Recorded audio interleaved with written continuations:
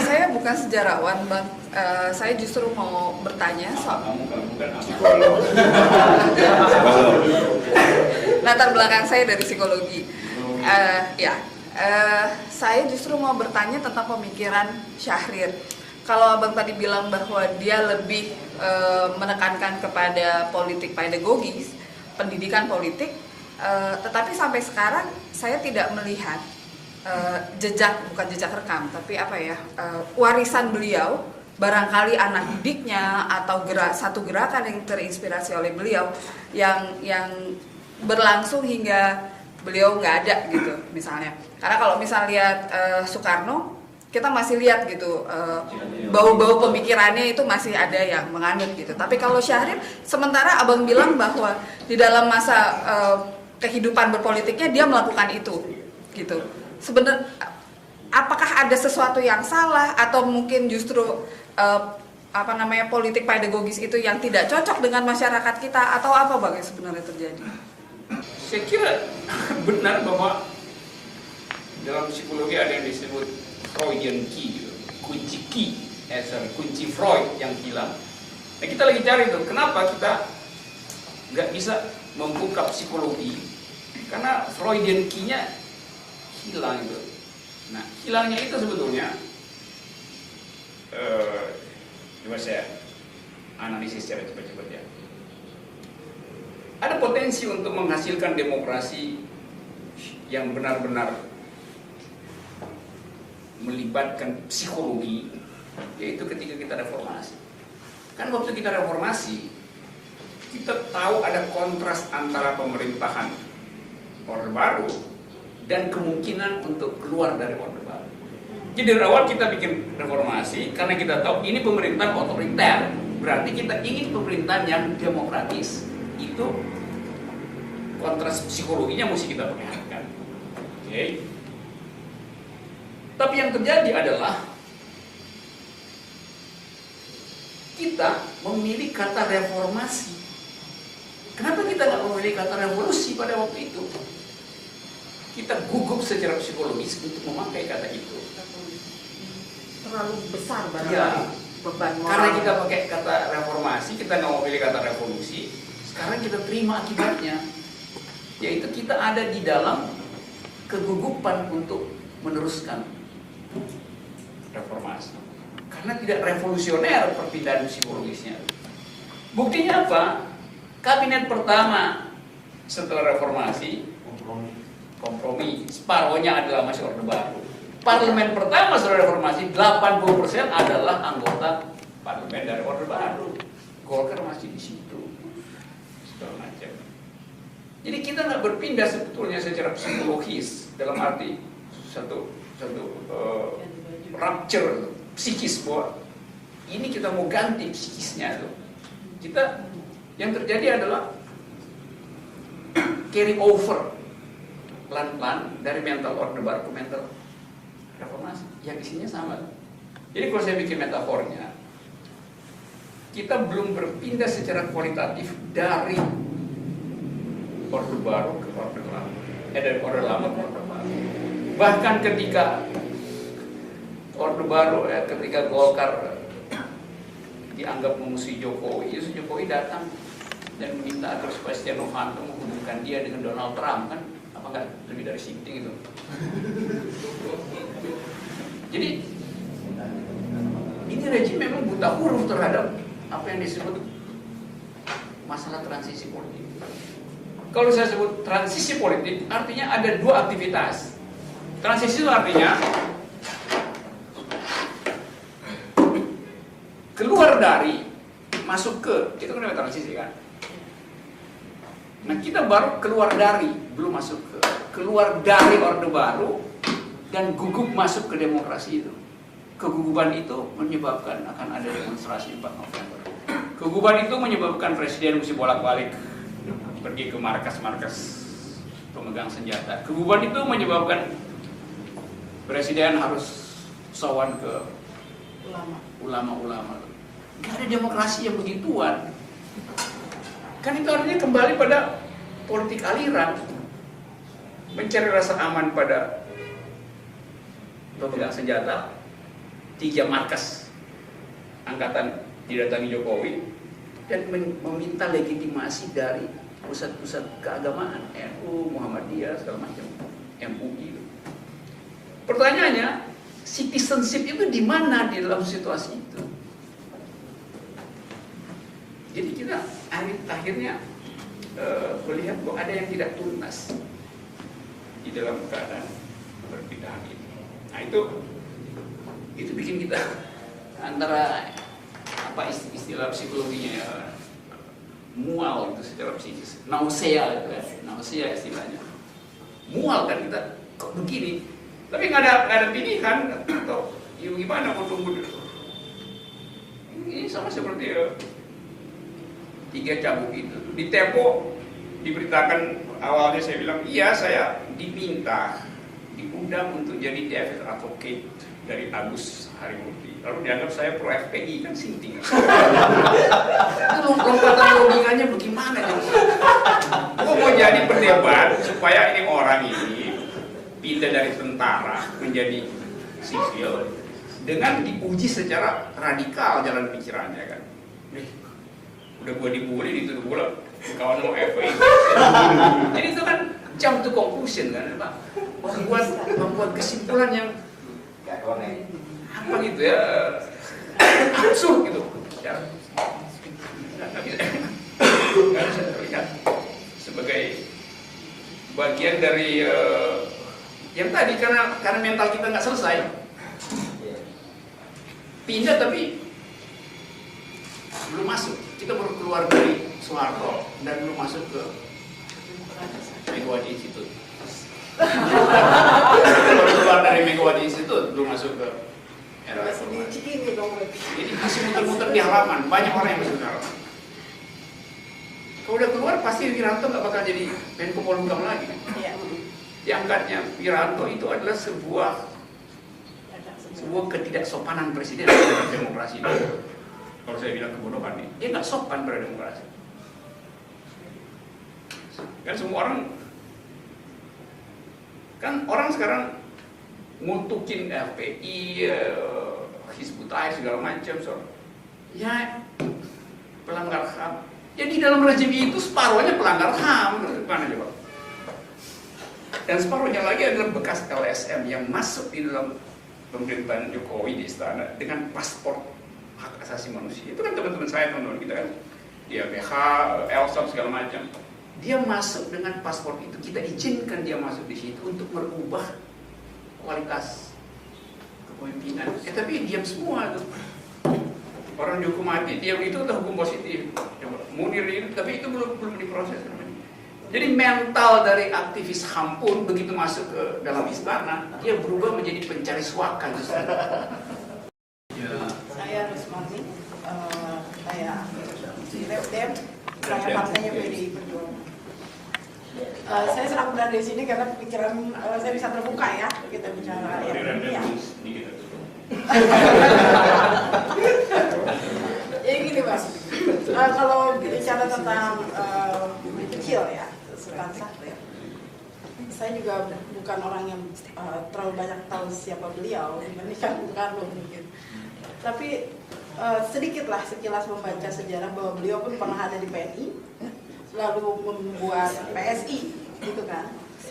Mungkin abang bisa bantu lebih memberi area. Ketika berada di dalam partai PNI lalu PSI, apakah dia adalah seorang petugas partai? Lalu nyambung dari Mbak, gitu kan? Saya Ibe. Mbak Ibe, gitu kan? Kondisi sekarang kalau saya perhatiin, gitu ya, mungkin saya salah. Tapi saya pikir saya berada di daerah transisi juga ketika tahun 70-an, kalau 90-an saya kuliah di IKIP, tahun 95 gitu kan, saya juga ngerasain lah jadi monitor seperti itu. Yang saya mau tanyakan, apakah ada pengaruh dari NKKBKK terhadap pola pikir para mahasiswa sekarang gitu, sehingga tidak matang gitu. Karena berpikir gimana cepat lulus kerja cari duit, nah, kondisinya kan sangat hedonis pula gitu. Dibandingkan gitu para pemikir, para pendiri bangsa kita yang kayaknya matang gitu loh, secara berpikirnya matang, pengalamannya pun matang gitu. Dan mereka memang berada di dalam gitu, di dalam partai dari kecil dan akhirnya menjadi orang besar gitu, punya pikiran yang besar dan membawa bangsa kita menjadi merdeka. Kalau sekarang tuh menurut saya ya tentu saja saya sangat prihatin, dan ketika saya berada di dalam partai pun memang saya ya kondisinya ketika ada hal yang tidak saya suka saya lebih baik diam gitu loh. Karena ketika saya bersuara pun pasti arus besar menghantam saya gitu kan. Tapi kenapa saya bertahan berada di dalam partai?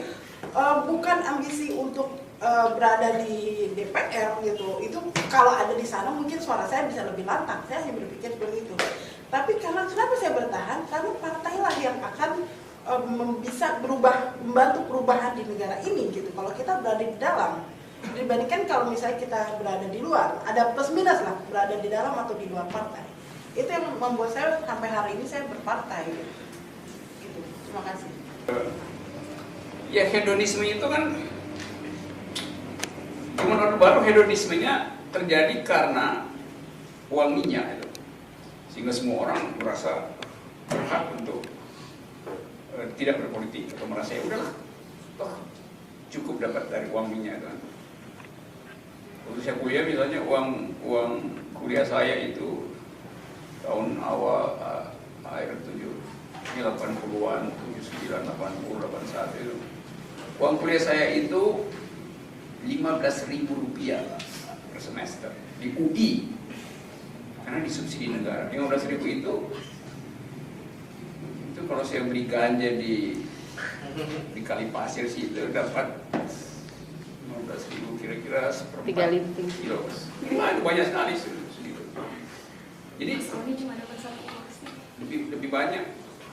Jadi setara dengan beli ganja dulu kita punya lagu tuh. Tukang ganja di Jakarta itu adanya dari Jalan Sabang sampai Ciki. Jadi judul lagunya gitu. Dari Sabang sampai Cikini berjejer tukang ganja sambung menyambung asap gitu tuh gitu. Ada suasana bebas. Ganja dilarang tapi mahasiswa dulu ngegele itu biasa. Kalau situ kita cari ke Matraman sini di belakang rumahnya yang dulu ketua Megawati itu. Sudah mulia dulu tempat saya beli ganja di situ. Nah, hedonisme itu sebetulnya jenis lain dengan hedonisme yang sekarang. Itu hedonisme karena kalau Anda anak elit sedikit itu nggak merasa tertekan kok di Jakarta pada zaman Orde Baru. Saya masih bisa dansa-dansa sih segala macam. Sekarang yuk berdansa yuk dianggap sebagai pesta seks. Kalau bikin pesta dansa misalnya. Jadi ada alam pikiran yang tadi saya katakan tertahan oleh psikologi politik identitas. Akibatnya sekarang orang jadi hedonistik di dalam keindividualannya. Dulu hedonismenya itu bareng-bareng gitu kira-kira gampangnya. Sekarang kita jadi hedonistik dengan cara yang lain. Mengapa jadi hedonistik dengan cara lain? Karena partai yang seharusnya merawat kultur kebebasan ini gak bekerja. Partai kita didesain untuk menjadi sarang dari feodalisme tadi, atau dinasti atau segala macam.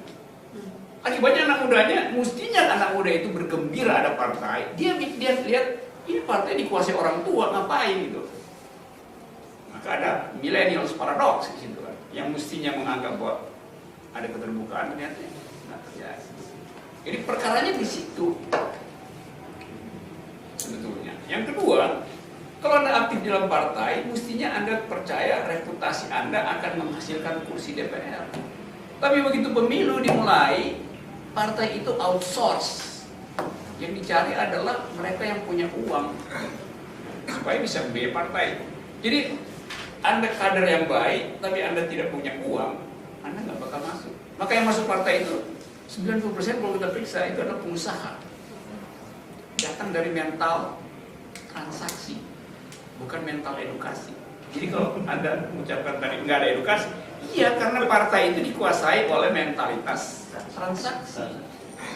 Nah, itu kan dia jadi DPR itu kan Kadin, HIPMI, segala macam itu di dalam situ. Ada artis juga, Bang. Ya, Artis juga masuk. nama juga artis juga ada di situ. Sehingga edukasi nggak terjadi. Gitu. Nah, hedonisme yang lain adalah hedonisme yang sifatnya anything goes itu. Ya, mau diapain? Ada berbahaya beginian sebetulnya yang tidak tersentuh oleh diskursus semacam ini. Yang terakhir apa tadi yang ditanyakan tadi? Tadi saya lupa tadi soal PSI itu. PSI itu sebetulnya adalah satu subkultur di dalam kebudayaan kita, yaitu crosscut antara mereka yang mau berpikir liberal dan mereka yang ingin agar supaya politik itu diselenggarakan secara sekuler. Nah, kalau itu yang dimaksud, dia ada di mana-mana tuh, walaupun partainya udah nggak ada. Coba saya buatin makan Cina supaya kita bisa ulas microculture dari politik Indonesia. Secara ideologis, bangsa kita punya obsesi untuk menghasilkan politik yang teokratis. Ini kita sebutnya politik identitas. Negara harus berdasarkan syariat Islam. Negara harus berdasarkan syariat Nasrani. Negara berdasarkan ada tuh pikiran semacam itu. Ada yang menginginkan negara ini diolah secara sekuler. Sekuler artinya yang di atas dan di bumi itu dipisahin. Bukan berarti yang suka salah disebut ini ateis. Padahal bukan begitu. Sekularisme artinya saya ingin agar supaya sekulum itu tidak dihubungkan dengan yang bilangan. Sekulum artinya dunia yang saya injak, yang sedang saya injak. Sekulum itu namanya sekulum. Dunia ini harus dipisahkan dari dunia imajinasi tentang Tuhan dan segala macam. Jadi ada yang berpikir begitu, ada yang berpikir teokratis. Yang akan demo di Monas pasti berpikir begini. Yang di sini saya percaya berpikir begitu. Sama-sama sholat, sama-sama sholat. Ada yang nggak sholat boleh nggak apa-apa. Tetapi sering dikatakan bahwa negeri ini adalah negeri beragama. Di mana disebut negeri beragama? Agama dalam konstitusi kita dinyatakan sebagai hak, bukan sebagai kewajiban. Hak itu secara hukum boleh dipakai, boleh nggak dipakai. Jadi kalau saya bilang, saya tidak akan memakai hak untuk beragama, maka saya disebut ateis. Kalau disebut ateis berarti anti Pancasila, anti Pancasila keluar dari NKRI. Ini sekuensi pikiran yang ngaco gitu. Tahu konstitusi bilang agama itu hak, jadi boleh dipakai, boleh tidak dipakai. Tapi kenapa mesti dipakai? Kalau gitu disebut aja agama adalah kewajiban. Nggak ada dalam satu pasal di dalam konstitusi yang mengatakan agama adalah kewajiban. Agama adalah hak, hak beragama itu. Implied di situ adalah hak untuk tidak beragama itu. Itu semiotiknya. Jadi ini secara ideologis, saya sebut aja ini sumbu ideologis. Sekarang kita lihat sumbu politiknya. Secara politik, ada kelompok yang menginginkan hidup secara pluralisme. Ada yang ingin hidup secara monolitik, terstruktur itu. Oke ya. Jadi ini sumbu X ini, sumbu politik, sumbu A ini sumbu ideologis dalam apa namanya Cartesian. Saya kasih nama nih supaya kita bisa main-main sedikit dengan matematika sederhana. Q1, Q2, Q3, Q4. Ini bukan paslon ya, paslon 1. Paslon 1, paslon 2, ini paslon golput. Ini peta politik kita hari. Sekarang kita isi satu-satu misalnya. Kalau PDIP misalnya, kira-kira dia berlokasi di habitat mana? Q1, Q2, Q3, atau Q4 menurut Anda? Q1, Q2. Q2.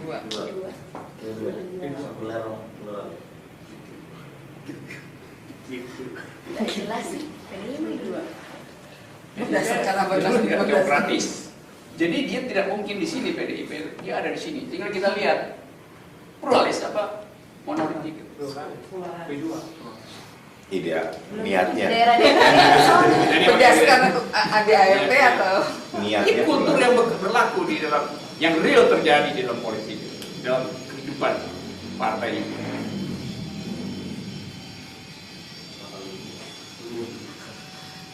Realitanya monolitis. Beda-beda kalau misalnya di wilayah waktu itu saya pernah Oke. ke Mana? Sukabumi itu harus berjilbab gitu, padahal PDI.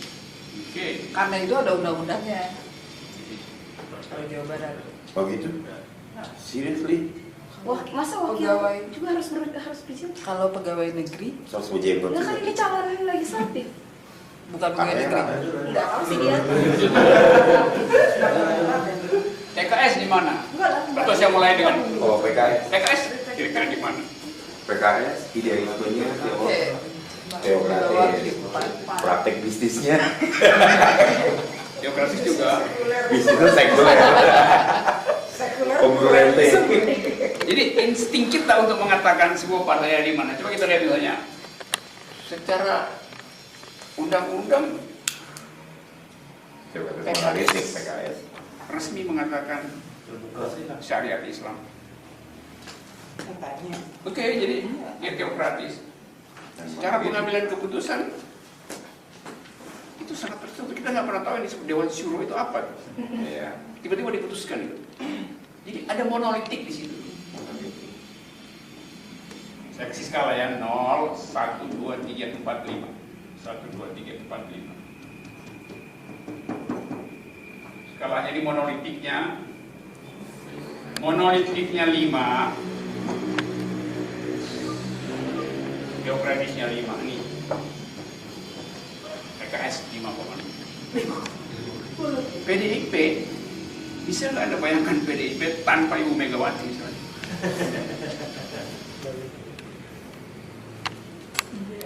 Iya, Pak. Ada monolitiknya. Ya kata Ibu, kata segala macam. Saya ucapin ini sebagai keterangan akademis biasa, tanpa menghitung Anda kotak-kotak atau enggak. Oke. Jadi ada elemen monolitik di situ. Sekuler pasti sekuler, tapi ada elemen monolitik. Dulu zaman Orde Baru ada tentara dulu pemain politik dulu. Ada faksinya. Kalau kita taruh zaman Orde Baru tentara paling sekuler ini. Tapi paling monolitik ini ABRI itu. Golkar pasti sekuler, bahkan lebih sekuler dari PDIP mungkin. Tapi ada juga monolitiknya. Dulu pasti monolitik kan dipimpin Harto, sekarang tetap ada monolitiknya. Monolitiknya adalah uang. Kalau nggak punya uang, Anda pasti nggak bisa jadi ketua Golkar gitu. Tetap coba di Golkar. Partai Demokrat, iya partai yang pakai nama Demokrat. Sekuler, pasti sekuler, di situ nggak ada soal agama di situ. Tapi ada kepemimpinan yang sampai sekarang masih sukar kalau nggak ada SBY di situ. Sekuler, tetap ada Partai Demokrat. PPP. P3 secara resmi P3. juga mengusung syariat Islam. P3 pasti dia Teokratis. demokratis.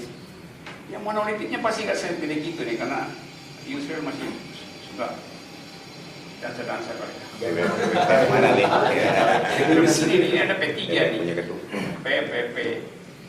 Apalagi partai yang sekarang ada, Gerindra. Gerindra pasti sekuler. Tapi Anda bisa bayangin nggak Gerindra tanpa penunggang kuda?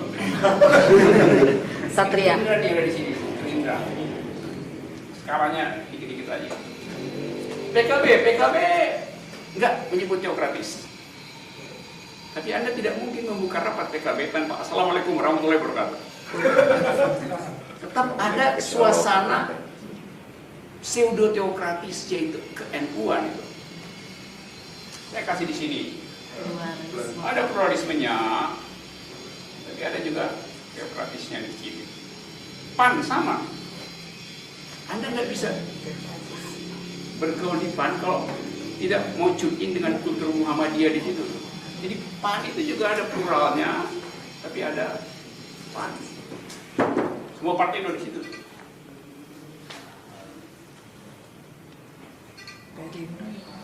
Perindo. Perindo belum. Itu Pantai Roma Irama. Padahal kita tahu Nggak lewat threshold. demokrasi itu hanya bisa bertumbuh kalau lahan ini diisi. Ini lahan kosong. Dulu yang isi ini PSI. Ini ada PNI di sini. Ini ada Masyumi di sini. Ini ada Partai Islam, Parindra segala macam. Ini kosong lahan ini. Siapa yang secara resmi mau mengatakan saya ingin agar supaya Indonesia itu plural sekaligus sekuler? Siapa yang berani bilang begitu sekarang? Dicap ateis. You dicap ateis itu. You dicap Barat. Ini kan disebut ini Barat. PDIP dulu menyebut ini Barat. Jadi ini pluralisme, yunto, liberalisme, udah satu paket yang dan gak ada orang yang mau mengatakan bahwa saya mau bikin partai yang basisnya adalah pluralisme, liberalisme, sekuler. Jadi kalau tadi ada pertanyaan partai PSI udah hapus, sudah gak ada ini. Dihalalin sama MUI nggak boleh. Kosong. Itu yang menjelaskan kenapa kita hari-hari ini politiknya nggak lega, karena wilayah yang seharusnya kita perluas itu justru makin sempit. Ini makin ke sini nih, nah, makin ke sini, ini makin sempit nih wilayah ini. Begitu di demo tanggal 4 ya, menyempit lagi, demo lagi nyempit lagi. Terus Bhinneka Tunggal Ika, namanya kebinekaan, bikin demo alternatif sama. Yang dipamerkan adalah doa. Apa bedanya tuh? Bhinneka kan doa-doa di Monas kan? Sama aja. Enggak mau bilang kita mau plural, kita mau sekuler. Lu berdoa di situ. Serius. Jadi kalau kita bilang toleran, iya, yang kita sebut toleransi itu Islam toleran pada Kristen, Kristen toleran pada Hindu, Hindu toleran pada Konghucu. Jadi toleransi adalah kartel mereka yang ingin masuk surga. Apa dia toleran kalau saya bilang saya ateis? Dia berempat bersekutu untuk memusuhi saya. Yang dianggap kalau you nggak beragama, maka you bukan Pancasilais. Dikotomi itu dipegang sama. Nah, istilah toleransi juga istilah yang akhirnya menjadi istilah yang mengecil. Seolah toleransi hanya antar umat beragama.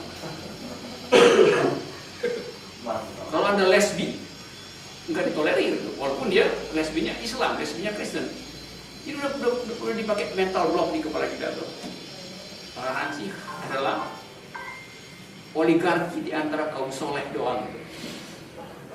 Karena demokrasi nggak ada urusan dengan kesolehan. Demokrasi urusan dengan Anda taat hukum, bayar pajak atau enggak, udah.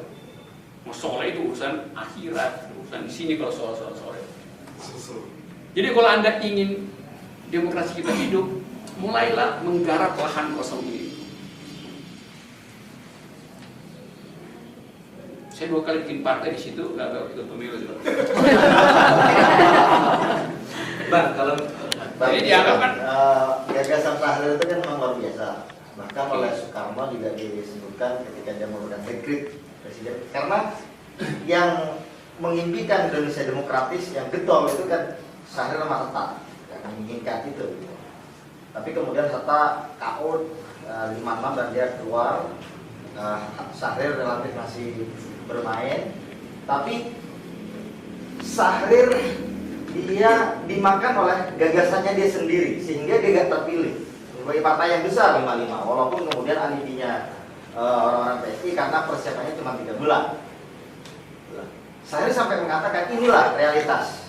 Kalau kita menginginkan mengetahui bagaimana pengetahuan politik rakyat Indonesia, inilah rakyat tidak memilih orang yang revolusioner, yang mempunyai gagasan besar, tapi dia lebih mengikuti kiai-kiai burung ngaji di desanya masing-masing.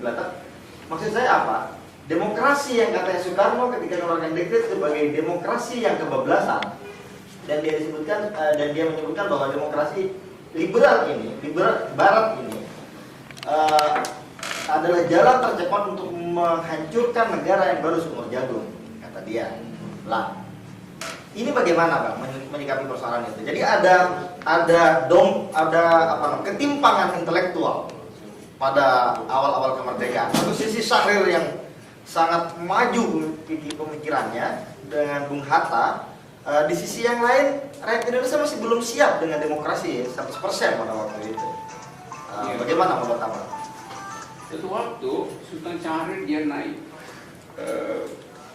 pesawat yang kecil di daerah Indonesia Timur itu. Dia lihat dari atas itu. Dan komentar dia, Indonesia ini lama baru jadi demokrasi. Karena struktur kampungnya itu numpuk komunal, jadi seolah nggak ada relasi antara. Jadi nggak ada kehidupan publik, yang ada kehidupan komunal itu. Hal yang sama dia komentari waktu dia naik kereta dari Gambir ke Yogyakarta. Jadi dia lihat kehidupan itu di sekitar masjid, di sekitar pura, di sekitar. Jadi suasana publik nggak ada. Jadi Anda benar tadi bahwa yang hilang di kita adalah kepublikan itu. Padahal kita menyebut nama republik gitu. Tapi etos publik nggak ada. Kita nggak ada etos publik. Itu menyebabkan jarak antara manusia itu tidak ditentukan oleh kefasihan dia untuk menghafal ayat konstitusi, tapi kefasihan dia untuk menghafal ayat suci. Jadi Anda akan disebut sebagai warga negara karena Anda hafal ayat suci. Anda nggak mungkin terima di Brawijaya oleh rektor, karena rektor bilang kalau Anda nggak hafal ayat suci, Anda nggak boleh jadi mahasiswa. Padahal itu universitas negeri Brawijaya. Jadi ayat konstitusi ditinggalkan, ayat suci dilulukan. Akibatnya adalah kasus Al-Maidah. Kita nggak biasa bicara ayat suci. Ahok pun mesti pakai ayat itu. Kejebaklah dia di situ. Ya saya kenal baik Ahok, dia suka mendik-mendik itu kata Rocky Gerung, dosen UI. Saya ini diajar oleh saudara Rocky Gerung menurut saya itu. Ucapkan ayat konstitusi, bukan ayat suci. Gue bilang, iya kok, gue bilang ayat suci, bukan nama ayatnya. Bego.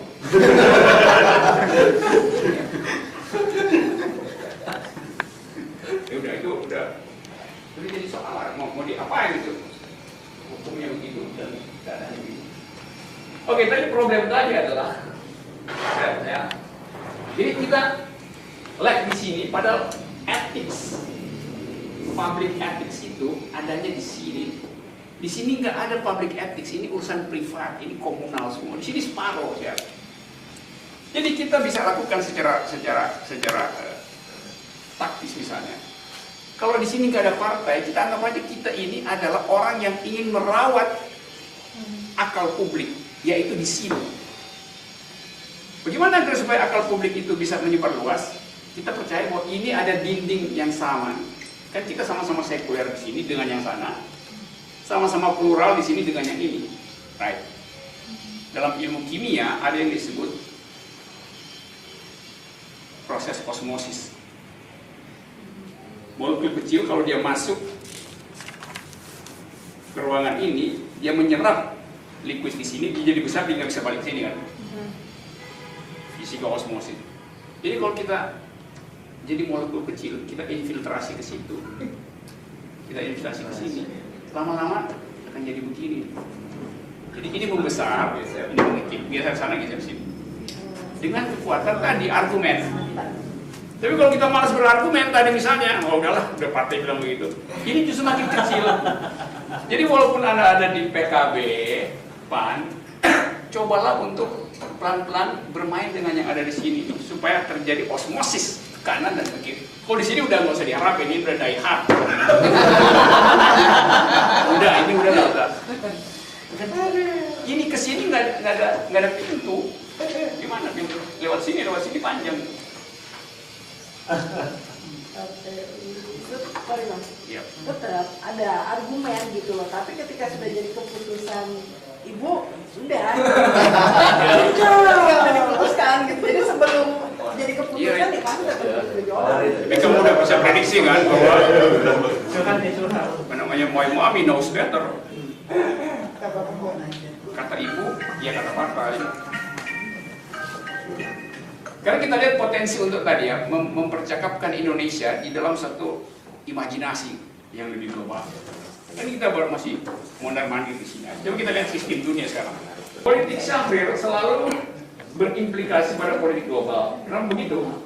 Karena dia melihat politik dengan satu fasilitas, yaitu relasi manusia dimanapun.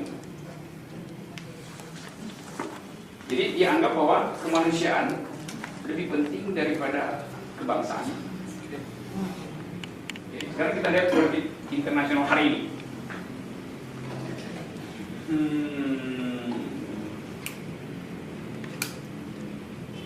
Ideologi politik dunia sekarang terbagi dua, antara mereka yang menginginkan keadilan lebih banyak dan mereka yang menginginkan keindividuan lebih banyak. Nah, biasanya kita di Indonesia orang suka sebut lu neolit ya. Saya mau terangkan betapa kita salah membaca kategorisasi ini. Jadi kalau kita pro pada keadilan, justice itu, kita ingin agar supaya ada distribusi melalui sistem perpajakan. Karena di tingkat publik keadilan hanya bisa dicapai melalui sistem perpajakan. Bagi PKS, adil itu Boleh poligami. Kalau adil boleh poligami. poligami atau jadi keadilan hanya bisa dicapai di dunia dengan sistem perpajakan, bukan dengan doa, bukan dengan pahala. Nggak ada teori itu. Justice. Sebaliknya ada yang menganggap bahwa keadilan itu tidak perlu lewat perpajakan, biarkan saja ekonomi mendistribusikannya secara rasional. Nah, pandangan itu yang disebut sebagai pandangan libertarian. Kebebasan orang untuk berusaha akan menimbulkan keadilan dengan sendirinya. Libertarian. Di Amerika libertarian itu Partai Republik namanya itu. Yang pro justice itu Partai Demokrat. Nanti kita lihat ya. Kalau Anda misalnya miskin, nggak boleh negara intervensi dengan memberikan subsidi, karena itu menghina orang, karena boleh memilih miskin. Saya kasih ilustrasi, kalau ini Anda, kalau ini negara, kalau ini ada orang miskin, ini ada orang kaya, dari orang kaya segini.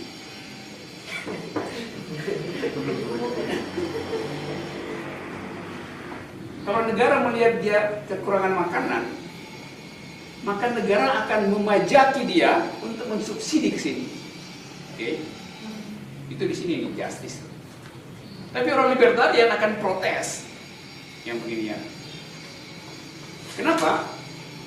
Libertarian itu dia punya etika bahwa negara nggak boleh mencampuri urusan apapun dari pilihan individu. Sebab kalau negara memajaki dia, negara menjadikan dia sekedar alat untuk membantu yang ini. Demikian halnya, negara memakai kemiskinan dia untuk memeras yang itu. Program-program Jadi dalam filosofi tertinggi, negara ini memperalat ini untuk memeras ini dan menjadikan ini alat untuk menyumbang ini. Jadi negara menganggap ini cuma alat, bukan orang. Libertarian punya etik yang tinggi pada manusia. Jadi justru dia menghargai kemanusiaan, dia nggak ingin ada pajak untuk subsidi. Partai Republik sangat anti pajak. Biarkan korporasi tumbuh. Karena korporasi pasti akan menimbulkan lapangan kerja. Justru kalau diintervensi orang jadi malas, sehingga orang merasa, oke, gue bermiskin-miskin aja supaya disubsidi. Nah, itu pandangan libertarian namanya. Donald Trump gitu. Nah, di Indonesia kita sebut Indonesia negara neolib. Sri Mulyani neolib, Rocky Gerung neolib.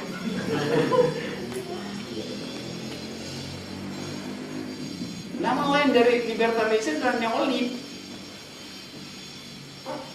bukan liberalisme. Liberalisme justru yang ini yang disebut liberalisme, liberal. Karena itu kalau Anda di Amerika Anda bilang I am a liberal, artinya Anda kiri, yaitu pro Partai Demokrat. Kalau Anda di Eropa Anda bilang I am a liberal, artinya Anda kanan, pro Partai Konservatif. Karena apa? Yang kiri di Eropa adalah buruh. Di Amerika nggak ada partai buruh, maka yang jadi kiri ada yang liberal, yang jadi kanan yang libertarian.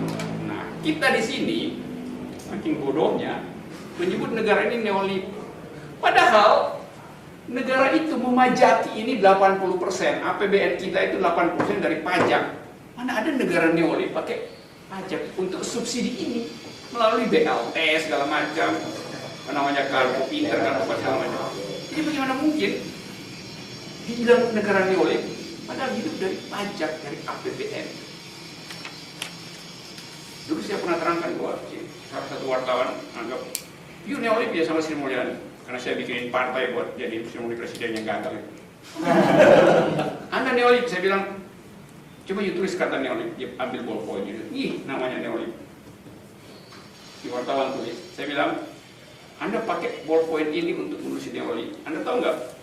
Ballpoint ini disubsidi 40% oleh negara. Jadi Anda menulis neolib dengan fasilitas yang disubsidi oleh negara. Bahkan ballpoint disubsidi negara. Kenapa? Dianggap si public goods. Karena itu disubsidi negara untuk publik. Jadi itu kekacauan gitu ya. Saya lanjut dulu ya. Jadi sekarang kita tahu bedanya antara liberal dan neoliberal. Neoliberal itu libertarian. Kalau orang miskin, orang neolib bilang negara jangan ikut campur karena mungkin dia memilih untuk miskin. Jadi do eat your crackers, makan kerupuk aja kalau miskin tuh. Kan murah kerupuk. Oke. Jadi ini ideologi dunia sekarang antara libertarian dan liberal. Karena kita lihat ideologi politiknya. Ada negara-negara yang pro globalisasi.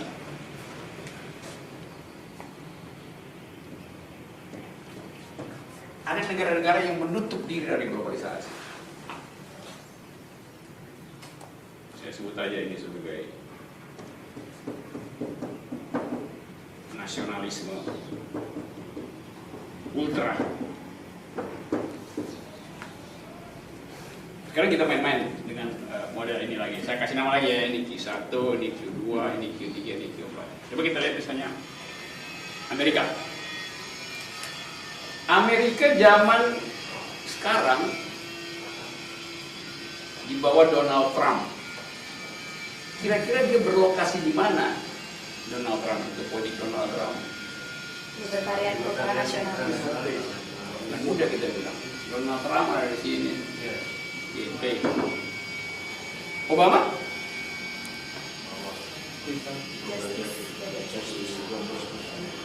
Global. Pasti ada di sini. Obama.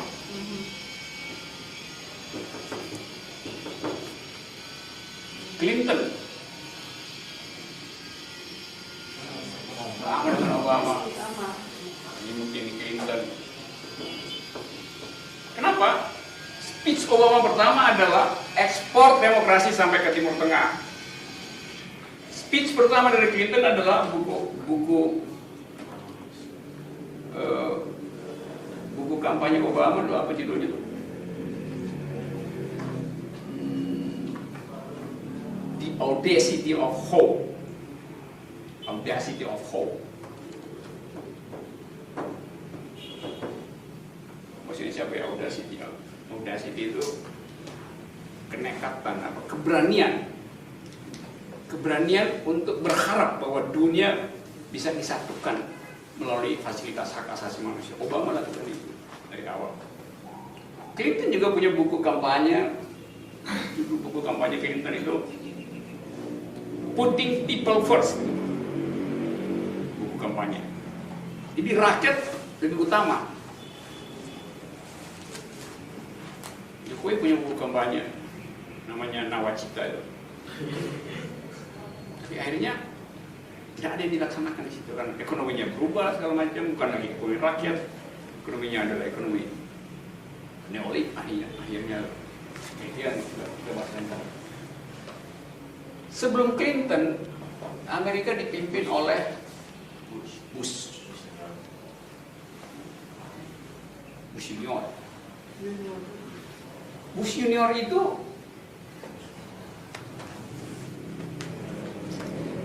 awalnya dia pro globalisasi dan dia libertarian karena dia dari Partai Republik. Jadi ini Bush pertama nih.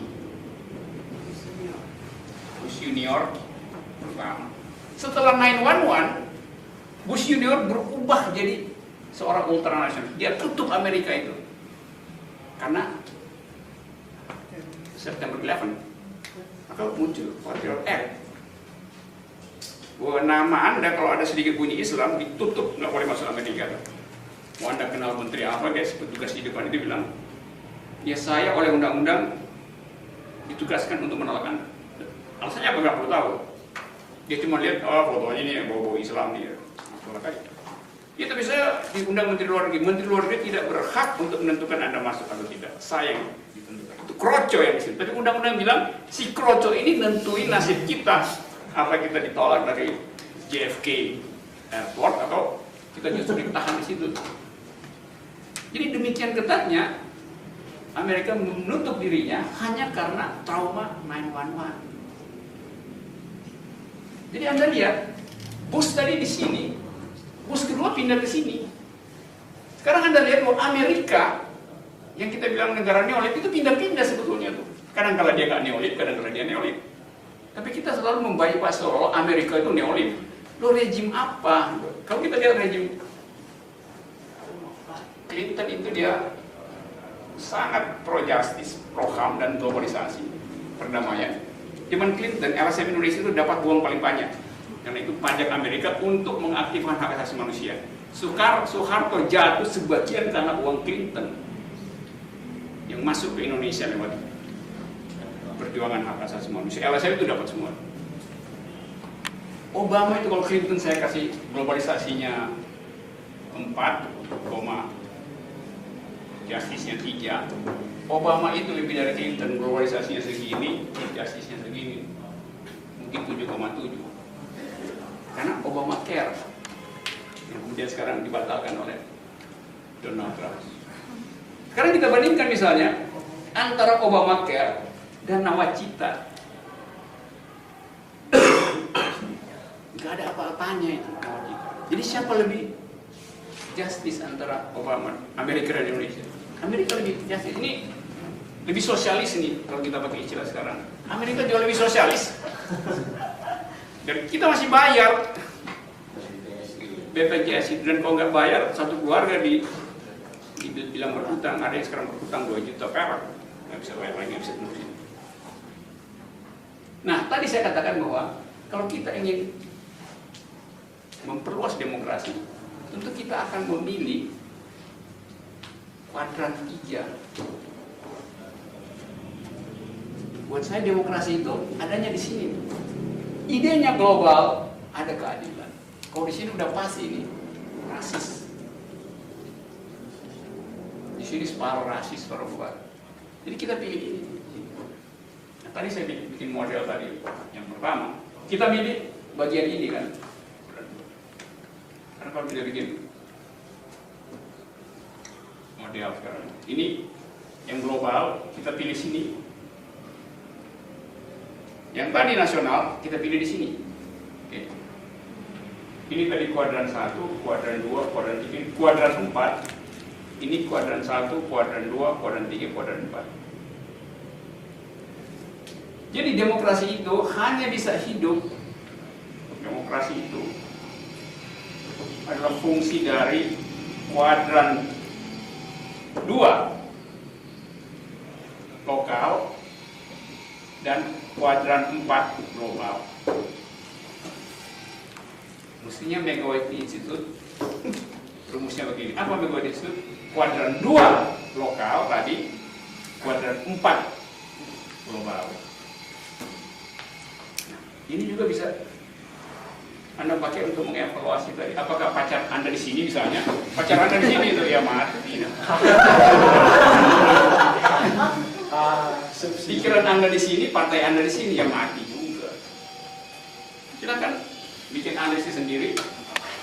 saya melihat bahwa seluruh pikiran Sultan Syahrir dimaksudkan untuk mengevaluasi keadaan nasional dan lokal dalam upaya untuk memperluas demokrasi dengan berpikir dalam rangka kemanusiaan global dan mengupayakan agar supaya demokrasi itu disusun secara plural dan sekuler. Itu bab 3. Cukup, bisa dah, silakan. 5 menit. Ada 5 menit atau sudah? Ya, untuk terakhir.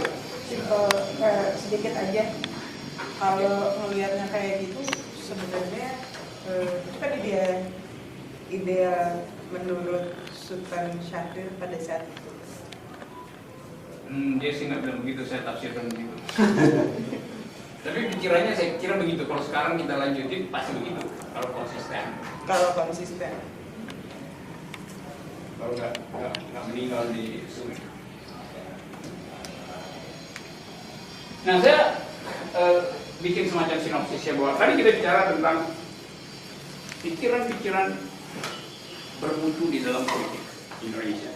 Dan kita tahu bahwa negeri ini disusun oleh argumen-argumen publik oleh mereka yang belajar secara formal maupun tidak formal dengan secara otodidak ilmu dan pikiran dunia itu. Tan Malaka, Hamka bahkan yang lulusan kelas 3 SD segala macam baca literatur dunia ya. Sultan Syahrir bergaul dengan seluruh fasilitas politik kiri di Eropa ya. Muhammad Hatta pun dengan pikiran Yunani. Bung Karno paham 3 bahasa dan dia bisa mengambil ide-ide terbaik dari literatur dunia. Itu yang menghasilkan Indonesia sebetulnya. Dan kita sekarang cuman komat kami dengan doa. Jadi kita lihat betapa jauh jarak rasional dari mereka yang pernah menuntun kita untuk keluar dari penjajahan dan mereka yang sekarang sedang mengorientasikan kekuasaan. Jauh sekali. Anda masuk UI, Anda seperti nggak masuk kampus, Anda masuk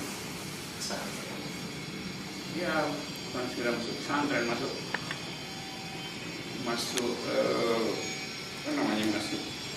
dalam suasana yang proto religius itu, orang sinis pada pikiran bebas itu. Di SQ Pak, kita masuk di SQ soalnya.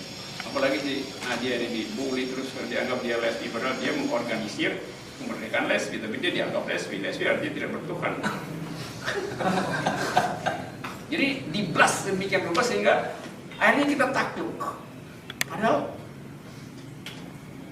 siklus peradaban itu justru menuntut kita untuk tumbuh di dalam kuadran 2 dan kuadran 4. Dan saya mengatakan ini dalam upaya untuk memprovokasi kita agar bertahan di dalam kemerdekaan pikiran dan mengolah logika kita supaya terus tajam kendati politik hari ini dikuasai oleh para pusat. Jadi sebetulnya waktu kita belajar teori pemikiran politik bangsa, tujuannya satu, yaitu membuat evaluasi keadaan hari ini dibandingkan dengan ketika pikiran-pikiran berkualitas itu diucapkan. Negeri ini disusun oleh pikiran yang berkualitas. Hari ini kita tidak menemukan pikiran yang berkualitas. Tugas kita adalah mengembalikan pikiran berkualitas itu ke dalam pembicaraan publik. Dan itu memerlukan ketabahan, kesabaran, dan kehendak yang kuat agar supaya besok kita bisa diam-diam mulai memikirkan matahari baru bagi Indonesia yang lebih masuk akal.